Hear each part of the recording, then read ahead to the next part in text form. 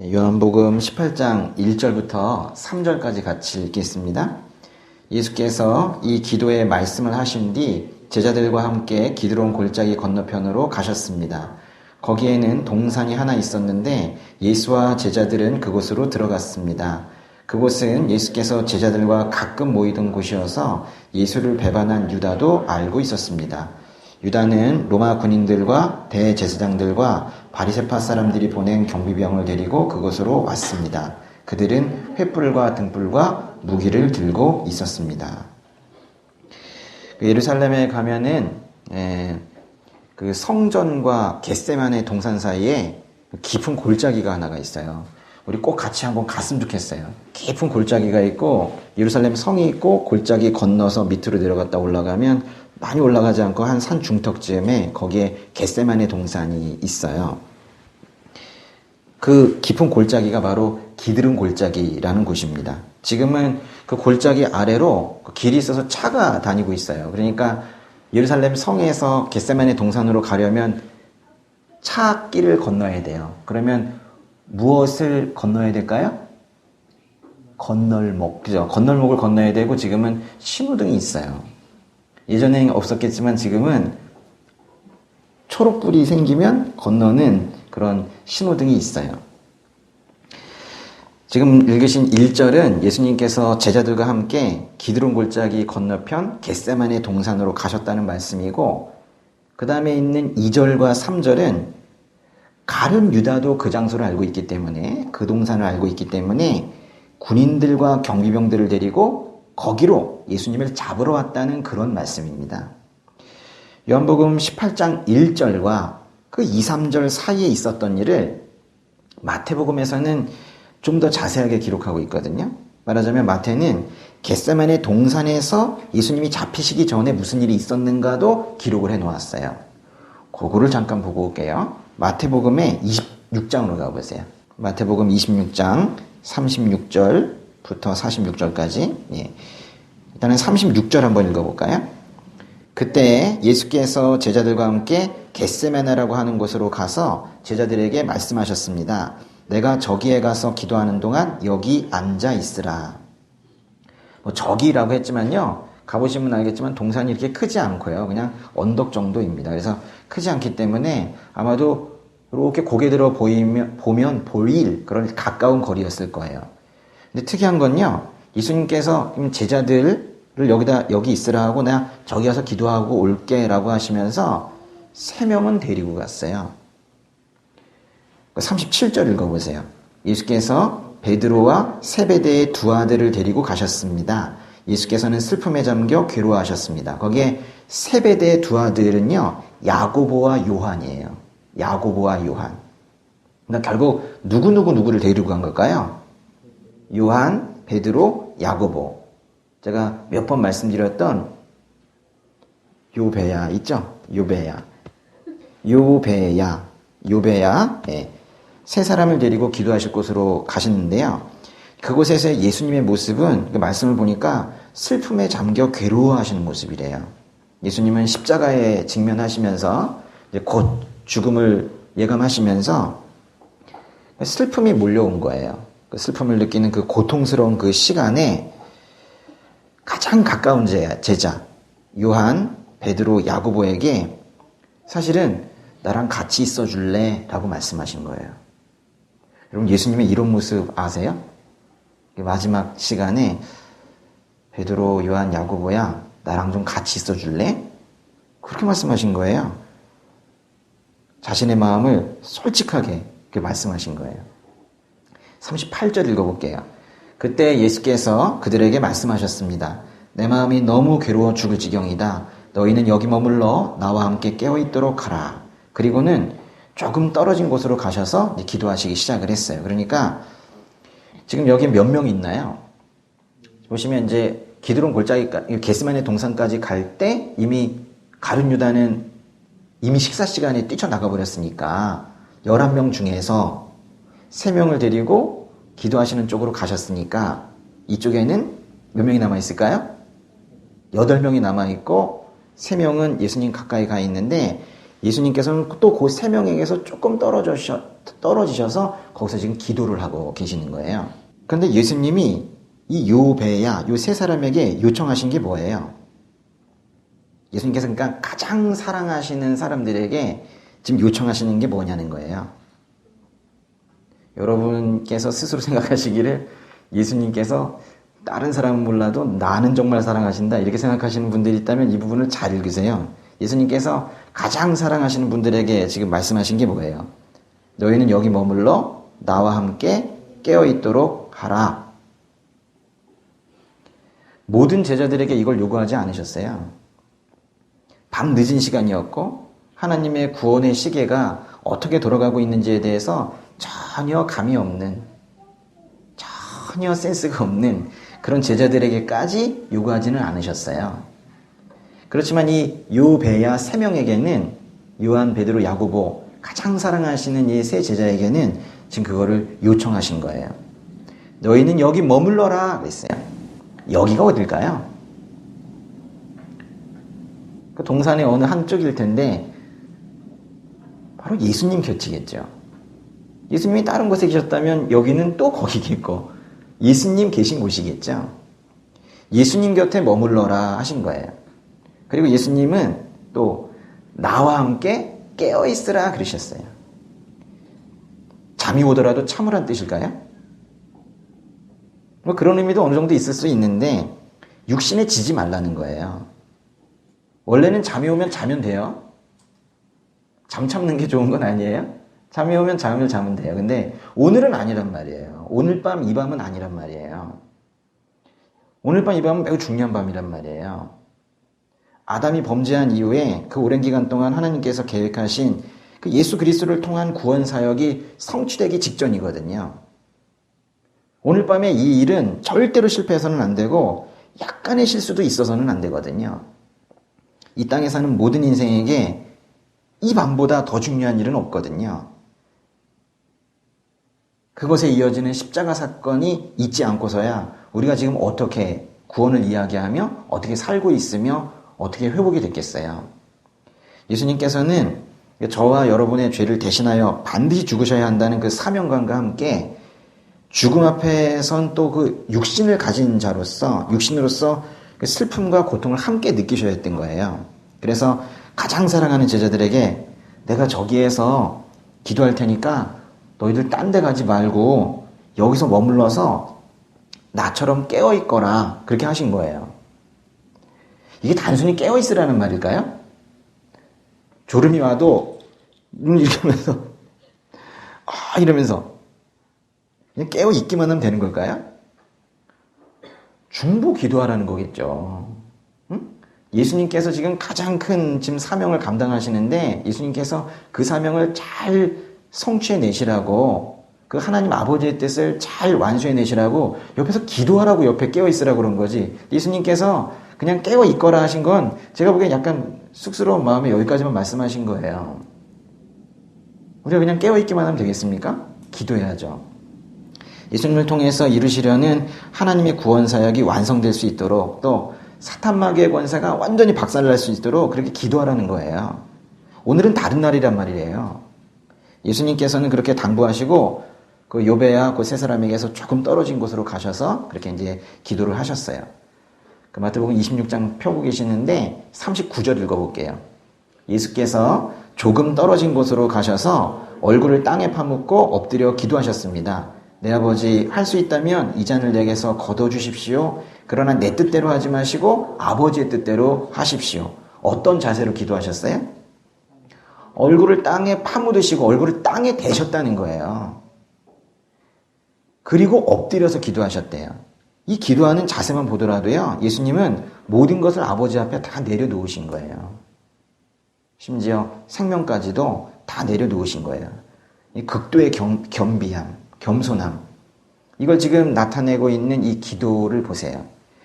성부 하나님 앞에 완전한 복종 속에서 자신의 생명까지 내어놓는 이런 기도의 모습을 보세요. 예수님은 세상 죄를 지고 가는 그 필생의 사명을 지금 완전히 이루어내시겠다라는 준비가 되신 것 같아요.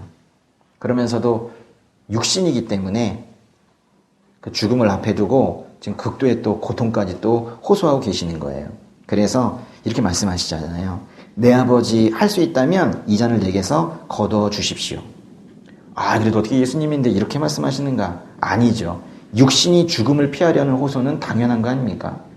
우리에게 다가올 죽음을 생각해 보세요. 누가 예수님의 이 호소를 비난할 수 있겠어요? 그런데도 스스로도 기도하시면서 제자들에게도 예수님을 위해 중보하고 기도하라고 하신 거는 바로 그 이 잔을 내게서 거둬 주십시오 라는 어찌 보면 이런 극심한 그런 유혹에도 불구하고 그 다음 고백이 온전히 나올 수 있도록 옆에서 중보기도 하라는 거예요. 그 다음 고백이 뭔데요?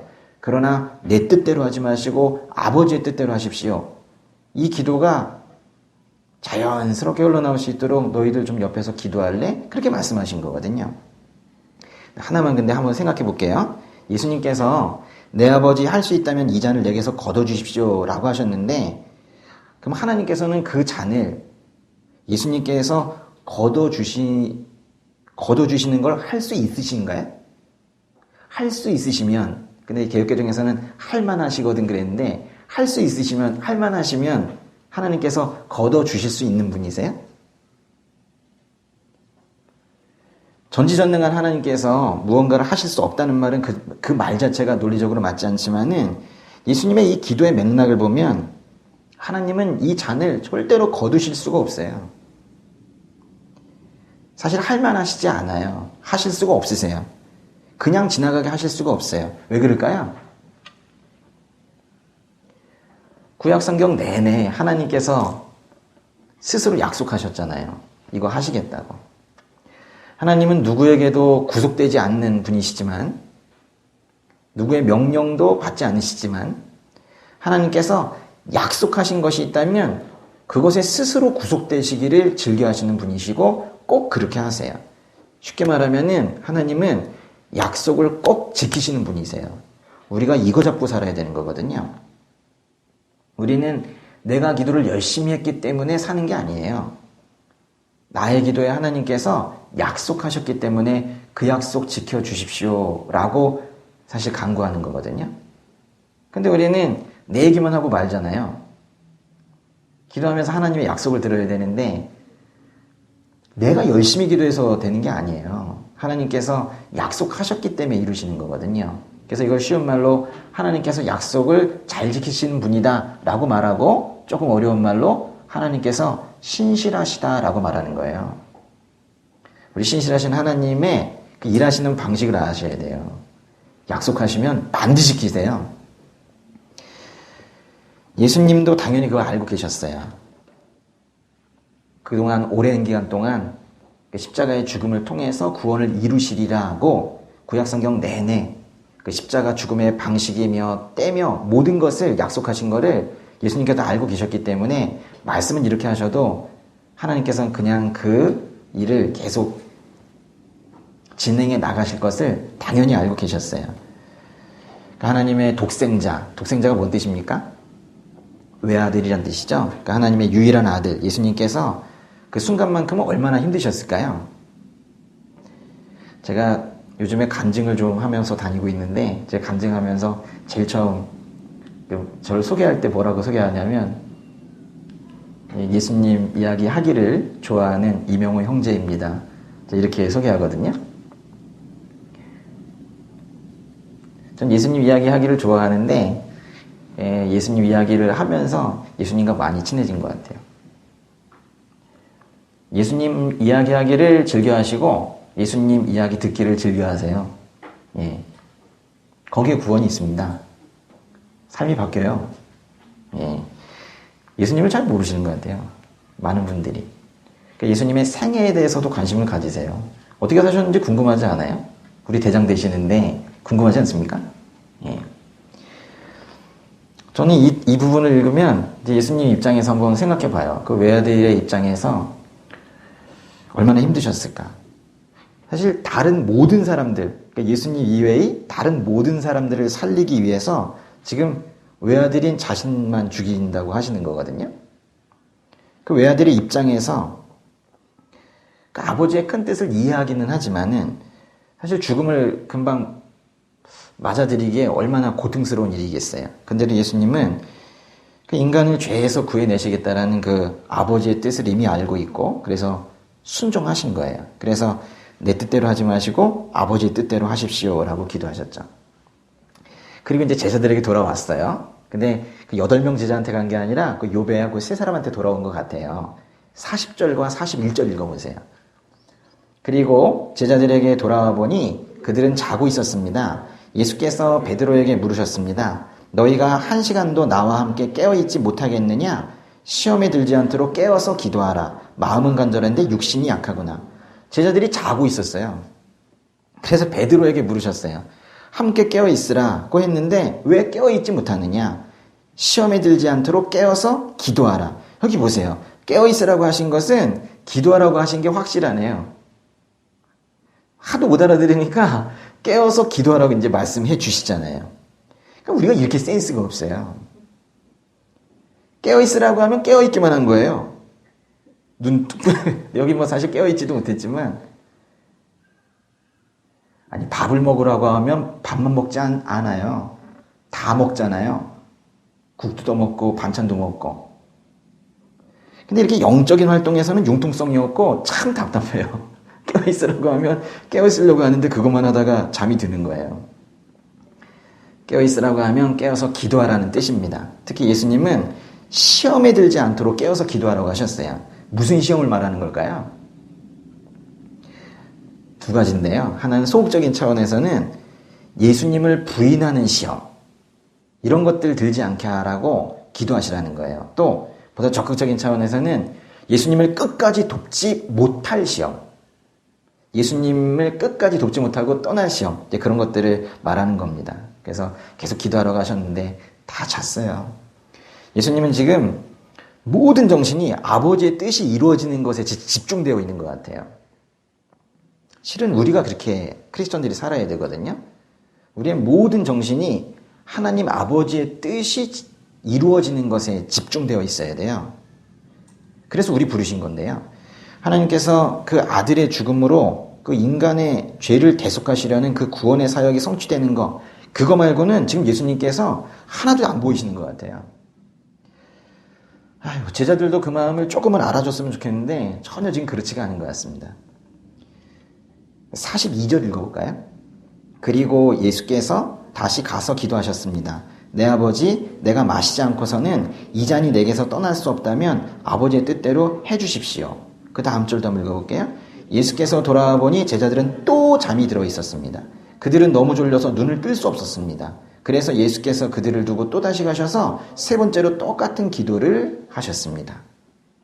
인간의 죄가 가득 담긴 그 진노의 잔을 제가 마시지 않고서는 이 잔이 내게서 떠날 수 없다면 아버지의 뜻대로 해주십시오. 이것은 아버지의 뜻에 따르겠다라는 그런 순종하는 기도예요. 이 잔에 담긴 인간의 죄를 제가 다 마시고 죽겠습니다. 이 잔에 담긴 이명호의 죄를 제가 다 마시고 죽겠습니다. 이 잔에 담긴 여러분의 죄를 예수님께서 다 마시고 죽으시겠다는 거예요. 근데 그렇게 이제 기도하시고 돌아와 보니까 제자들은 또 잠이 들어 있었대요. 너무 졸렸다는 거예요. 이해는 해요. 너무 졸린 사람들을 저는 자주 보거든요. 이 앞에 서 있으면 자주 보이거든요. 이해는 해요. 근데 오늘은 아닌데, 오늘 밤은 아니거든요. 이렇게 이제 예수님께서 혼자 외롭게 기도하셨어요. 아무도 중보를 못했어요. 혼자 외롭게 기도하셨어요. 예수님께서 절대로 하나님의 뜻이 실패하는 것이 용납이 안 되는 거예요. 이건 꼭 떼야 되는 거거든요. 그래서 혼자 기도하셨는데 시험에 들지 않으셨습니다. 아마 우리였다면 이때 기도하는 건 딱 하나였을 거예요. 잡히지 않게 해주세요. 잡히지 않게 해주세요. 잡히지 않게 해주시면 영광이고 아니면은 주님께서 응답하시 않으신 것이고 아마 그럴 거예요. 그런데 이제 예수님께서는 그런 우리 수준의 기도를 하지 않으셨고 아버지 뜻대로 하십시오라는 기도를 하셨어요. 근데 그 기도를 마치자마자 사람들이 횃불과 몽둥이를 들고 동산 아래쪽에서 웅성거리면서 올라왔어요. 꽤 많은 사람들이 올라왔어요. 몇 부대가 올라왔으니까요. 그리고 잡히셨죠. 다시 요한복음으로 가겠습니다. 요한복음의 18장으로 다시 가세요. 그 바로 직전 상황이 요한복음 18장 1절이에요. 다시 한번 읽어보겠습니다. 예수께서 이 기도의 말씀을 하신 뒤 제자들과 함께 기드론 골짜기 건너편으로 가셨습니다. 거기에는 동산이 하나 있었는데 예수와 제자들은 그곳으로 들어갔습니다. 우리가 좀 전에 마태복음 26장에서 본 예수님의 기도 장면은 겟세마네 동산에서의 기도인데요. 근데 요한복음 18장 1절에 시작하는 부분에도 기도라는 단어가 나오죠. 이 두 기도는 다른 기도이네요. 예수께서 이 기도의 말씀을 하신 뒤 제자들과 함께 기드론 골짜기 건너편으로 가셨대요. 그러니까 18장 1절의 이 기도는 기드론 골짜기 가기 전에 마지막 식사 자리에서 하신 기도예요. 요한복음 13장부터 16장까지 우리 주일 예배 때 나눴었는데요. 13장부터 16장까지 그 제자들과의 그 마지막 식사 시간에 예수님께서 간절한 마음으로 제자들에게 여러 가지 당부하신 거 우리가 배웠었죠. 어떤 당부하셨었나요? 내가 아버지의 집에 먼저 가서 너의 있을 곳을 마련하고 너희를 다시 데리러 오겠다. 천국이 있어. 내가 있는 곳이 천국이야. 믿음 잃지 말고 기다려. 이런 가르침 하나 주셨고, 두 번째는 올바른 믿음을 가져라. 가룟 유다와 같이 깨끗하지 못한 자가 되지 말고 나를 끝까지 따르는 바른 믿음 가져라. 세 번째, 서로 사랑하거라. 내가 너희를 사랑한 것처럼 끝까지 사랑하거라. 그리고 나를 사랑하거라. 나의 가르침을 잘 따르는 것이 나를 사랑하는 거다. 네 번째, 믿어라. 나를 믿고 하나님을 믿어라. 믿지 못하겠거든 내가 한 일을 보고서라도 믿어라. 다섯 번째, 내가 유일한 길이고 진리이고 생명이다. 예수라는 길 외에는 하나님께로 나아갈 길이 전혀 없다. 여섯 번째, 구하라. 내 이름으로 구하라. 그럼 아버지께서 다 부어주실 것이다. 일곱 번째, 내가 떠나는 게 옳다. 그래야 진리의 성령이 너희 안에 임할 것이다. 그 성령이 나 예수를 증언할 것이다. 성령에 의지하는 삶을 살거라. 성령이 너희를 도울 것이다. 이걸 한 식사 자리에서 다 가르쳐 주시고 이어서 하시는 기도가 요한복음 17장의 그 기도예요. 이렇게 많은 걸 가르쳐 주시고 기도를 하기 시작을 하시는데요. 그 요한복음 17장에는 그 식사 자리에서 그들이 다 보는 앞에서 기도를 하신 건데 요한복음 17장 전체가 빼곡하게 다 기도예요. 아주 신비한 장입니다. 처음부터 끝까지 다 기도이고 그것도 우리의 대장 되시는 예수님의 기도로 가득 차 있어요. 우리는 이미 땀이 피방울처럼 흘러내리며 기도하셨던 그 겟세마네 동산에서의 예수님의 기도를 보았는데요. 이제 몇 시간 앞으로 거슬러 올라가는 거예요. 몇 시간 앞으로 거슬러 올라가서 지금 27장의 기도를 보는 겁니다. 근데 이제 기도 내용을 좀 볼 건데요. 아마 오늘 다 못 봐요. 오늘은 5절까지밖에 못 보는데 다음 예배 때도 계속 말씀을 드릴까 해요. 근데 이제 내용을 보기 전에 우리가 꼭 알아야 되는 게 뭐냐면 예수님께서 기도를 하셨다라는 그 사실이에요. 예수님께서 어떤 기도를 하셨다는 건 둘째치고 예수님께서 하나님께 기도하셨다라는 그 사실이 그게 일단 우리에겐 중요한 거예요. 여러분 한번 생각해 보세요.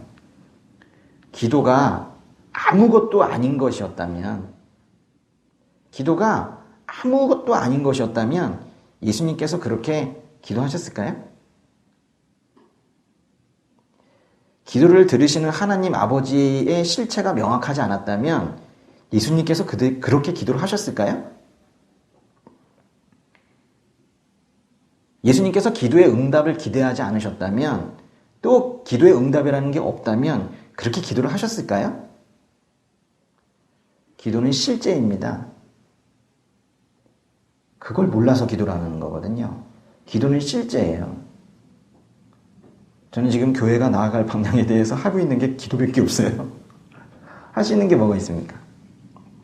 기도는 실제예요. 예수님께서 하나님께 기도를 드리신 것이 실제이기 때문에 우리가 예수님의 이름으로 하나님께 올려드리는 기도도 실제예요.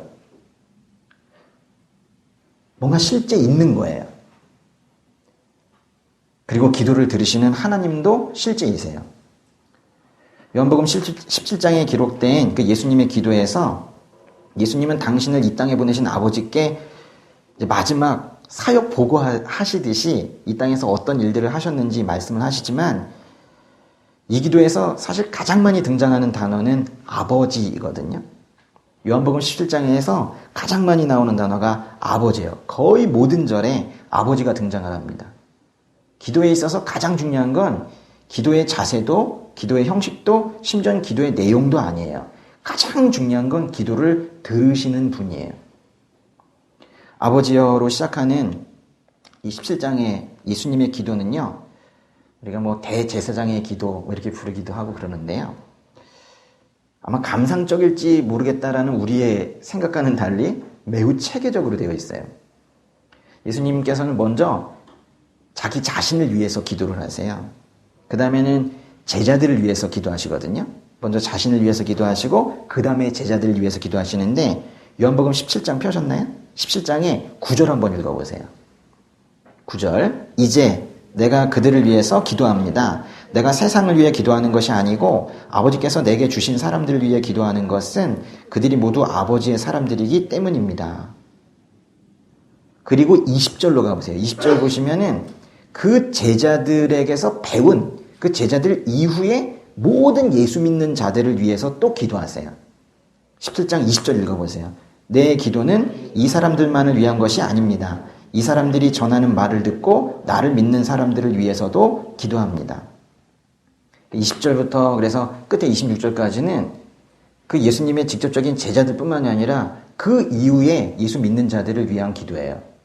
여러분, 예수님께서 이미 여러분을 위한 기도를 하셨다는 거 아십니까? 20절부터 26절까지의 기도는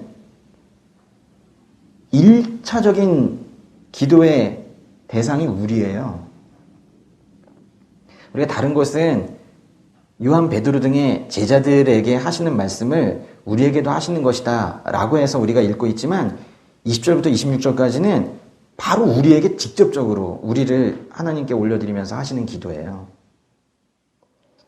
근데 이제 예수님의 제자들의 가르침을 받은 그 이후에 믿는 자들도 결국에는 다 예수님의 제자들이기 때문에 크게 보면 이제 세 개로 나누면 예수님께서 자신을 위한 기도 하시고 바로 직접적인 그 제자들을 위한 기도하시고 그 이후에 믿는 자들을 위한 기도하셨는데 사실 그때의 제자들이나 그 이후에 믿는 자들이나 다 제자들이니까 요한복음 17장의 이 기도는 크게 보면 두 개예요. 예수님께서 자신을 위해서 한번 기도하시고 그 다음에 제자들을 위해서 기도하신 거예요. 17장 이제 보겠습니다. 17장에 1절 읽어볼게요. 예수께서 이 말씀을 하시고 눈을 들어 하늘을 우러러보시며 기도하셨습니다. 아버지여, 때가 됐습니다. 아들이 아버지께 영광을 돌릴 수 있도록 아들을 영광스럽게 하소서. 말씀을 읽으실 때는요, 한 단어 버리지 마시고 그렇게 정성스럽게 읽으세요. 빨리 읽는다고 잘하는 거 아닙니다. 평생 읽을 건데요, 뭐. 그래서 한 단어 놓치지 마시고 그렇게 단어 하나하나에 의미가 무엇일까 생각하시면서 읽으면 그게 이제 묵상이 되는 거예요. 우리에게 주신 이 말씀인데 귀하지 않습니까? 막 넘기기 좀 그렇죠? 예. 근데 거기서 예수님께서 때가 됐습니다 그러셨어요. 무슨 때가 되셨다는 걸까요? 근데 이날은 이제 거의 마지막 날인데, 거의가 아니라 진짜 마지막 날이죠. 마지막 날인데, 그 이전에 이제 사역을 하실 때 예루살렘에서 많은 사람들 모아놓고 예수님께서 이렇게 말씀하신 적이 있으세요. 나는 이곳에 내 스스로 온 게 아니다. 나를 보내신 분은 참되시다. 너희는 그분을 알지 못하지만 나는 그분을 안다. 내가 그분에게서 왔고 그분은 나를 보내셨기 때문이다. 그러자 이제 유대 사람들이 어떤 반응을 보였냐면요. 이거 잠깐 보고 오실래요? 요한복음에 7장 30절. 하나님께서 예수님을 보내셨다고 하면서 사람들에게 선포를 했더니 요한복음 7장 30절에 사람들의 반응이 어땠냐면요. 한번 읽어볼까요? 이 말에 그들은 예수를 붙잡으려고 했습니다. 그러나 아직 때가 되지 않았기 때문에 아무도 그분에게 손댈 수 없었습니다. 그들은 예수님을 잡으려고 했지만 잡을 수 없었어요. 예수님의 대적들은 하나님이 정하신 때까지는 예수님을 절대로 잡거나 해하실 수가 없었어요. 또 하루는 성전에서 가르치실 때 예수님께서 이렇게 말씀하셨어요. 너희는 나도 모르고 내 아버지도 모른다. 너희가 나를 알았다라면 내 아버지도 알았을 것이다. 유대인들에게 너희는 하나님을 모른다 이렇게 말씀하신 거예요. 만약 내가 누군지 알았다라면 너희가 하나님 아버지를 알았을 텐데 라고 말하니 자신들이 하나님을 잘 알고 있다고 자부했던 유대인들이 얼마나 화가 났겠어요. 8장 20절 보세요. 8장 20절. 그러나 8장 20절에 보니까 이것은 예수께서 성전에서 가르치실 때 헌금 앞에서 하신 말씀입니다. 그러나 아직 예수의 때가 되지 않았기 때문에 예수를 잡는 사람이 아무도 없었습니다. 때가 되지 않았기 때문에 예수님을 잡을 수가 없었어요. 그러니까 사람들이 예수님을 잡은 게 아니에요. 그런데 그 때가 언제인지를 예수님께서 아주 직접 말씀해 주시는 게 12장에 나오거든요. 요한복음 12장에 23절로 가보세요. 예수께서 대답하셨습니다. 인자가 영광받아야 할 때가 왔다. 내가 진실로 진실로 너희에게 말한다. 밀알 하나가 땅에 떨어져 죽지 않으면 한 알 그대로 있고 죽으면 많은 열매를 맺게 된다. 때를 말씀하시면서 지금 죽음을 말씀하세요. 그래요. 요한복음에 나타난 이 예수님의 때는 십자가에 달려서 죽으실 때를 말하는 거예요. 다시 17장으로 가보세요. 이렇게 알고 나니 이게 얼마나 무거운 기도인지 알 수 있어요. 요한복음 17장의 1절을 다시 한번 읽어보겠습니다. 예수께서 이 말씀을 하시고 눈을 들어 하늘을 우러러보시며 기도하셨습니다. 아버지여, 때가 됐습니다. 아들이 아버지께 영광을 돌릴 수 있도록 아들을 영광스럽게 하소서. 예수님께서 아버지여, 때가 됐습니다 라고 기도를 시작하셨어요. 기도를 드리신 후 우연히 군인들에게 체포되신 것이 아니라 오히려 예수님께서 때가 되셨음을 선포하신 거예요. 그리고 스스로 잡히신 거예요. 당신이 대신 죽어서 그를 믿는 자들에게 허다한 죄값을 치를 때가 되셨다라는 걸 지금 말씀하신 거예요. 그러니 이 기도가 얼마나 무거운 기도인지 아시겠어요? 아버지, 이제 아버지께서 저를 보내신 그 계획을 이루기에 제가 죽음의 잔을 마실 때가 되었습니다. 이렇게 지금 고백하시는 거예요.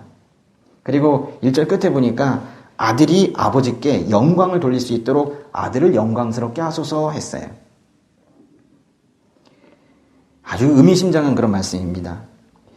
이사야서라는 책에 보면 하나님께서 이렇게 말씀을 하세요. 내가 받을 영광을 다른 이에게 절대 주지 않는다. 하나님은요, 당신의 영광을 결코 다른 사람에게 나눠주시는 분이 아니세요. 근데 지금 아들 예수는 당당하게 아들을 영광스럽게 하소서 이렇게 지금 기도를 하고 있잖아요.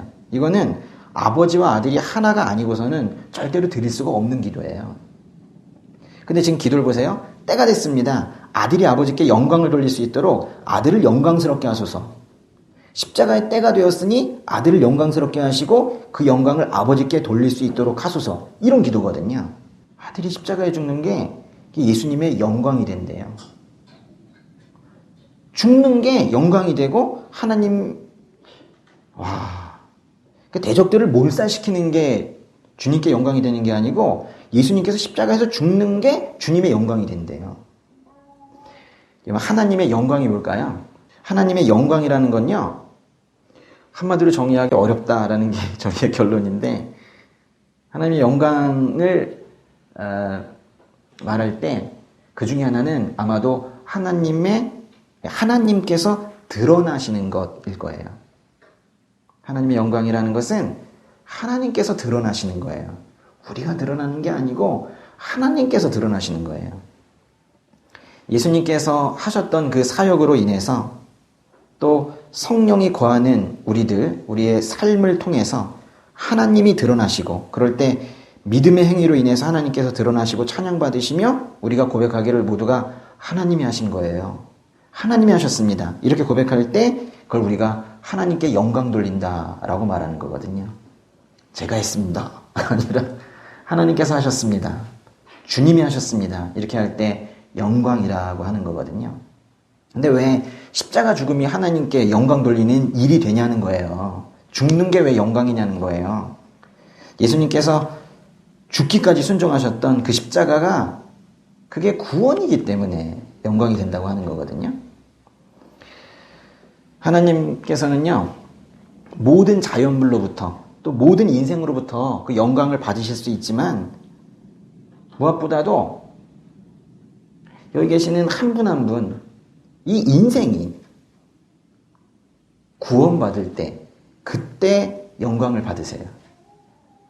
그 이유가 뭔지 잘 생각해 보세요.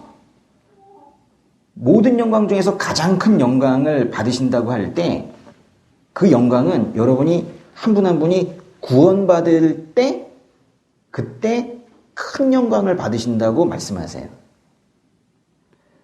다른 일이 아니라 한 인생이, 한 영혼이 구원될 때. 왜 그럴까요? 소영자매님이 구원을 받았어요. 그럼 하나님께서는 바로 영광 받으십니다. 왜 그럴까요? 그때는 하나님께서 하셨습니다라는 말밖에 할 수 있는 게 없어요. 구원을 이루시는 분은 하나님밖에 없으시기 때문에 구원을 하셨다면 분명히 하나님이 하신 거거든요. 그래서 그게 영광 받는 거예요.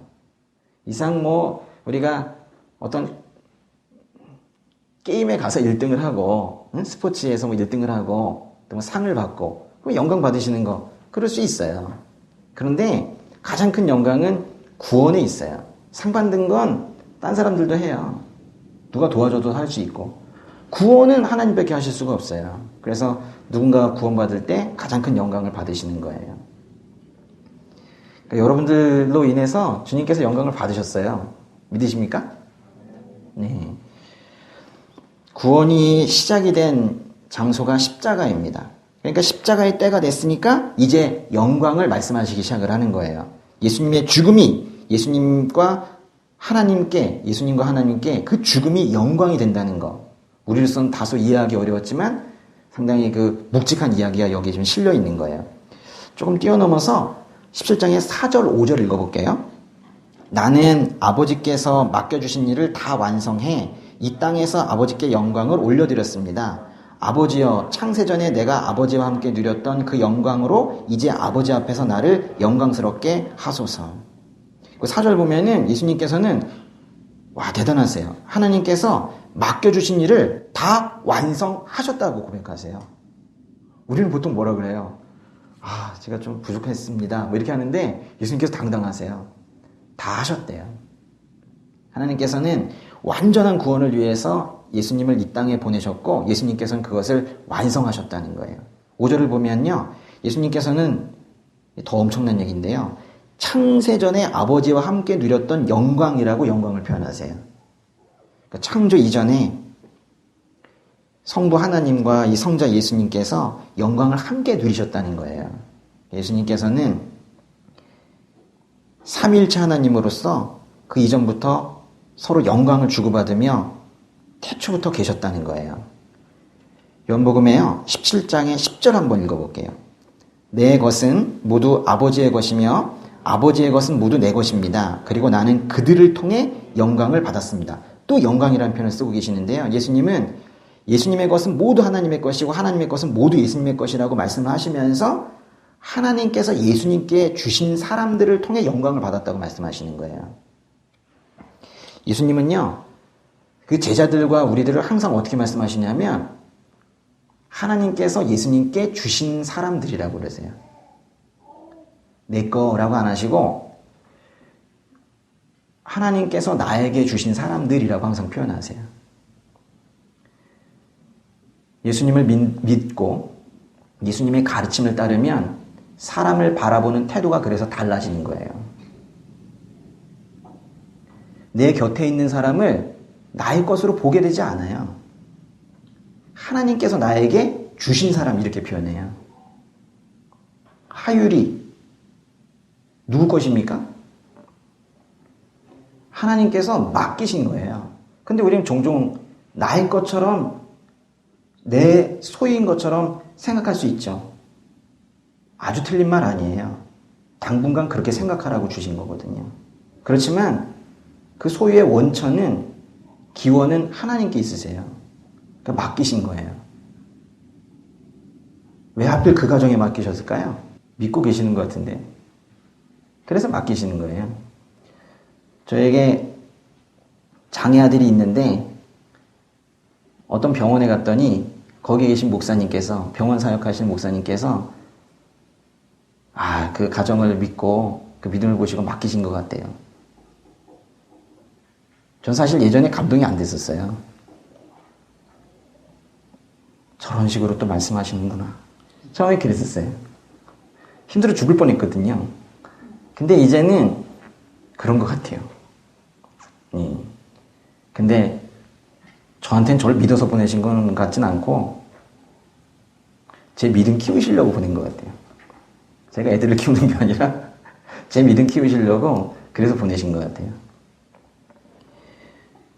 우리에게 보내주신 모든 사람들은 우리의 것이 아닙니다. 절대로 사람을 소유하려고 하지 마세요. 배우자도 가족도 심지어 자식도 내 것이 없습니다. 하나님께서 예수님을 통해 영광을 받으셨어요. 그럼 예수님은 또 믿는 자들을 통해 지금 영광을 지금 받으신다고 하는데요. 말씀이 지금 그의 말씀이거든요. 예수님께서 하나님의 뜻에 따라 행하시면서 하나님을 드러내셨기 때문에 하나님께서 영광을 받으신 것처럼 우리도 예수님의 뜻에 따라 행하면서 예수님을 드러내고 살면 예수님께 영광을 드리는 삶을 살 수 있다라는 얘기예요. 만약에 삼위일체 하나님이 아니셨다면, 그래서 성부 하나님, 성령 하나님, 성자 예수님이 아니셨다면 우리는 그 예수님과 우리의 관계가 어떠해야 되는지 알지 못했을 거예요. 한번 잘못된 믿음 가지고 있는 이슬람처럼 생각해 보세요. 알라, 한 신과 나. 무섭죠? 어떻게 배워야 할지 모릅니다. 그분을 어떻게 대해야 되는지 피조물이 알지를 못해요. 그러니까 그 신에 대한 오해가 많죠.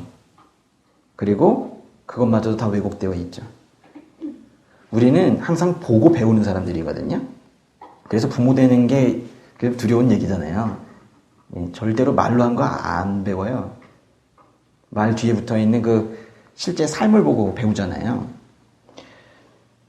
예수님이 하나님과 어떻게 관계를 맺으시는지를 이 땅에서 직접 보여주셨기 때문에 그 하나님과 예수님과의 관계를 우리가 봅니다.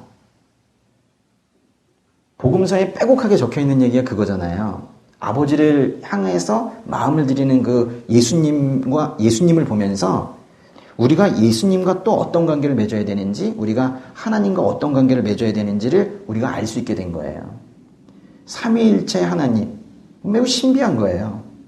우리 삼위일체 하나님이 아니었다면 그냥 마치 그 이슬람처럼 그 무서운 무서운 신과 나의 관계였다면 우리 하나님 앞에 제대로 못 가요. 어떤 식으로 가는 걸 배우겠어요, 우리가. 하나님께서 하시는 일은 그래서 놀라운 거예요. 요한복음 17장에요. 22절도 읽어볼게요. 22절에 아버지께서 내게 주신 영광을 내가 그들에게 주었습니다. 이것은 우리가 하나인 것 같이 그들도 하나가 되게 하려는 것입니다. 여기서 영광이라는 것은 또 이런 의미도 있는 것 같아요. 예수님의 생애 속에 그 나타난 하나님의 아름다운 성품, 이런 걸 여기서 영광이라고 또 하신 것 같아요. 예수님은 이 영광을 그 모든 믿는 자들에게 주셨대요. 그러니까 예수님의 삶 전체가 하나님의 영광을 드러냈고 예수님은 그 영광을 제자들에게 나눠주셨어요. 그 제자들이 가르친 또 믿는 자들은 예수님을 닮아가면서 우리 얘기하는 겁니다. 자신의 삶 속에서 하나님을 드러내며 또 사는 거예요. 그 17장에 24절에도 영광 이야기가 있어요. 24절 읽어볼게요. 아버지여, 아버지께서 내게 주신 사람들이 내가 있는 곳에 나와 함께 있어 내 영광 곧 아버지께서 세상이 창조되기 전부터 나를 사랑하셔서 내게 주신 영광을 그들도 보게 하소서. 예수님께서 내 영광이라고 표현하신 것은 직접 그 뜻을 지금 말씀하시기를 하나님께서 세상이 창조되기 전부터 예수님을 사랑하셔서 예수님께 주신 영광이래요. 어떻게 보면 참 어려운 말입니다. 그렇죠? 예. 예수님께서는 하나님께서 예수님께 주신 사람들, 즉 믿는 자들이 예수님 있는 곳에 함께 있어서 그 영광을 함께 볼 수 있도록 해달라고 지금 간구하시는 거예요. 오늘 말씀이 가벼운 게 하나도 없어요. 영광을 본다 할 때 그 본다는 건요, 지속적인 개념을 포함하고 있는 건데요. 계속 보는 거고 참여하는 개념도 가지고 있어서 예수님을 믿는 사람들이 예수님의 영광에 지속적으로 참여하게 해달라고 예수님께서 지금 하나님께 간구하는 거예요. 근데 그게 기도가 응답이 되었죠. 지금 뭘 간구하셨다고요? 예수님께서 나의 영광에 나를 믿는 자들이 함께 참여하게 해달라고, 같이 그 영광을 나눠 가지게 해달라고 하나님께 지금 간구를 했는데, 그게 예수님을 믿고 이 삶이 변화된 성도들이 그 삶에서 실제로 지금 하나님을 드러내면서 살고 있잖아요. 그 지금 응답이 된 거죠. 이게 예수님의 마지막 기도에, 지금 예수님의 이 기도의 주된 주제는 여러 가지입니다.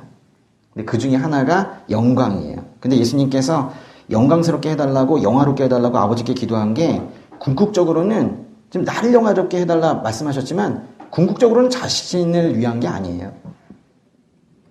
여러분요, 자신을 위한 기도와 다른 사람을 위한 기도 중에서 어떤 것이 더 수준이 높은 거예요? 우리는 간혹 넌 아직도 자신을 위한 기도를 하고 있니? 이런 핀잔을 줄 때가 있어요. 마치 자신을 위한 기도는 이기적이고 초보적이고 초신자나 하는 기도처럼 그렇게 말할 때가 있어요. 근데 만약에 우리가 자신을 위해 기도할 때 주님 저를 주의 성령으로 충만하게 해주세요 라고 기도하고 그것이 응답되어서 그것이 예배와 찬양으로 이어졌다면 그게 기도의 수준이 낮은 거예요? 아니잖아요. 우리가 만약에 자신의 안전을 위해서 기도했다면 저 지켜주세요 이렇게 기도했는데, 그리고 나서 섬기는 자리에 안전하게 도착했다면 그게 이기적인 기도입니까? 우리가 만약 주님 저를 더욱 사랑해 주세요 라고 기도했는데, 그래서 그 사랑을 받았고 그 사랑이 다른 사람들에게 흘러갔다면 사랑을 간구하는 그 기도가 초보적인 기도예요? 여러분, 자신을 위해서 기도하세요. 자신을 위해서 기도하세요. 내가 잘 서 있어야 돼요. 자신이 잘 서 있어야 돼요. 자신이 충만해야 다른 사람을 섬길 수 있어요. 저는 뼈저리게 느껴요. 자신이 건강해야 다른 사람 부축할 수 있어요. 몸을 함부로 하지 마세요. 자신이 담대해야 두려움 떠는 자에게 손을 내밀 수 있어요. 자신의 상처가 먼저 회복되어야 상처 입고 힘겨워하는 자를 안아줄 수 있어요. 자기의 유익만을 구하는 기도는 이기적이라고 평가받을 수 있겠지만, 그리고 예수님의 성품과도 맞지 않겠지만, 자신을 위한 기도가 다 그런 게 아니에요. 자신을 위한 기도가 결국 하나님의 나라를 확장하고 교회의 덕을 세우는 데 도움이 된다면, 그리고 쓰러져가는 영혼들 일으켜 세우는 데 이어진다면 그런 기도는 열심히 하셔야 돼요. 그러니까 자신을 위한 기도를 이상하게 낮은 것으로 이렇게 생각하시면 안 돼요. 내가 잘 서 있어야 된다. 꼭 기억하셔야 돼요. 예수님께서 자신을 영화롭게 하시려는 것은 예수님만의 영달을 위한 것이 아니라 다 우리를 위한 거였거든요. 우리의 구원을 위한 거였거든요. 예수님께서 자신을 먼저 영광스럽게 해달라고 말씀하신 것은 아버지께서 이루시려고 한 십자가의 구원이 반드시 이루어지기를 바라는 그런 간구였어요. 예수님께서 실은 십자가를 피하지 않도록 해주시라고. 예수님도 육신을 가지고 계시기 때문에 마지막에 이 잔을 내게서 거두어 주십시오. 할만하시거든. 이렇게 말씀하신 것은 단순히 수사적인 것이 아니고 정말로 고통스럽고 슬프셨던 거였거든요.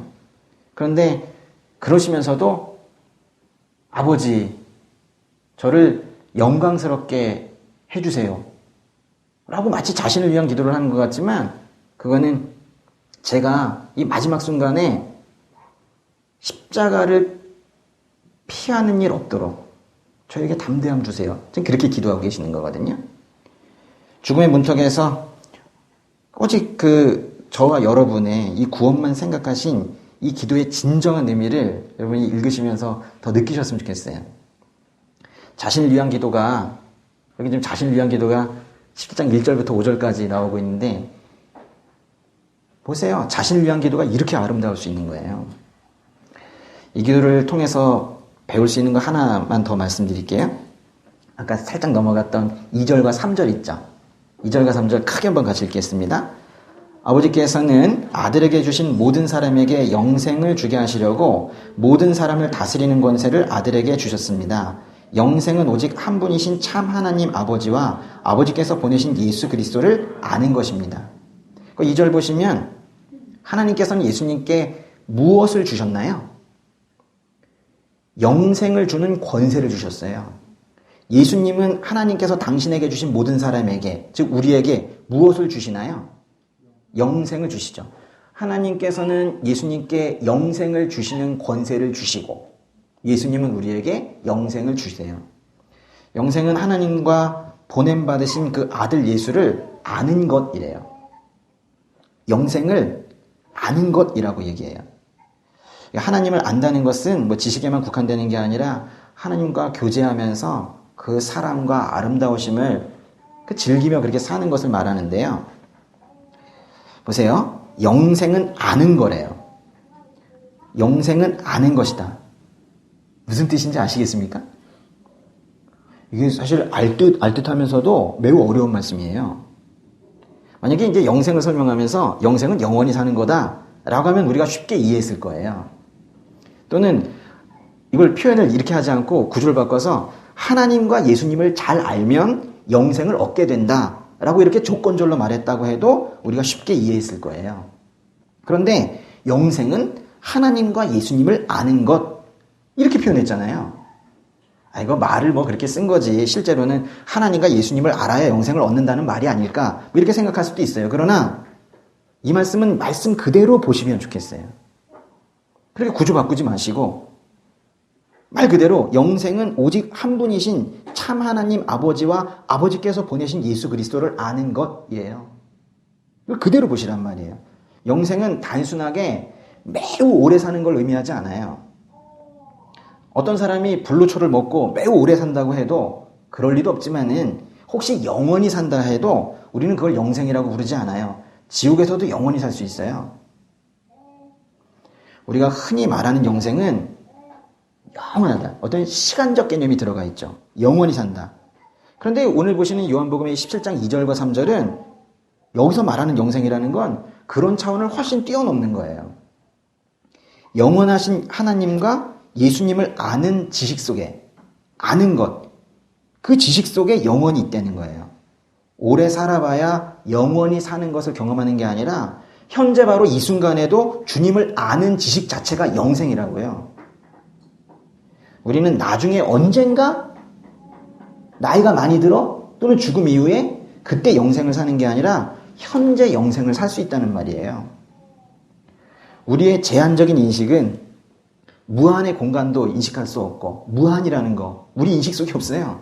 또 영원의 시간도 인식할 수가 없어요. 우리가 제한적인 공간이 이 지구상에 살면서 하나님께서 창조하신 그 무한의 우주를 도저히 상상할 수가 없잖아요. 우주의 끝이 어디에 있습니까?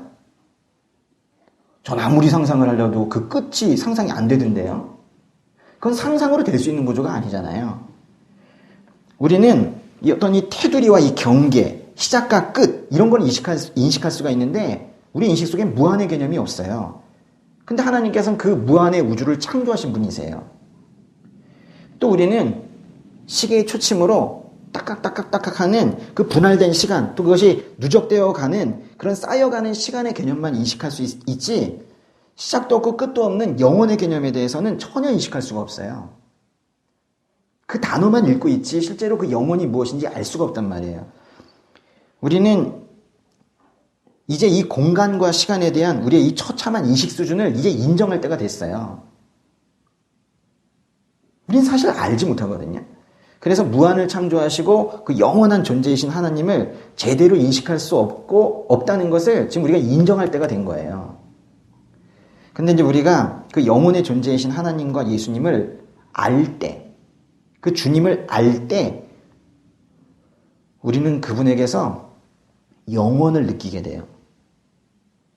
세상에서는 한 번도 경험해 보지 못했던 그 어떤 것을 우리가 감지하게 돼요. 칠흑 같은 어둠 속에서 그 작은 불빛을 발견한 것처럼 이건가? 하는 그런 느낌이 있어요.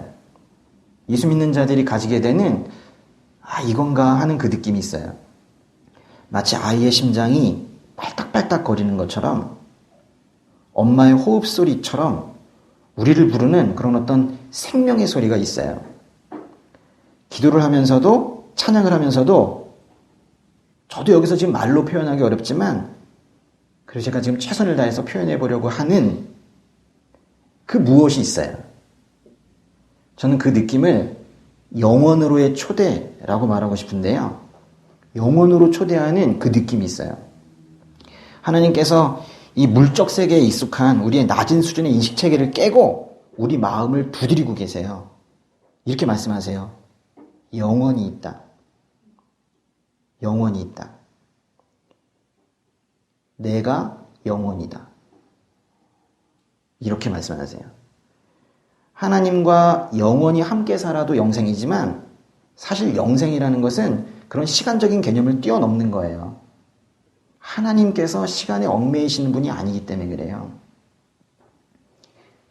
우리는 하나님과 영원히 같이 산다고 하는데 하나님은 시간 개념이 없으신 분인데 우리는 좀 비교적 오래 같이 사는 거를 생각하고 있으니 우리가 생각하는 영생과 하나님이 생각하는 영생은 다른 것 같아요.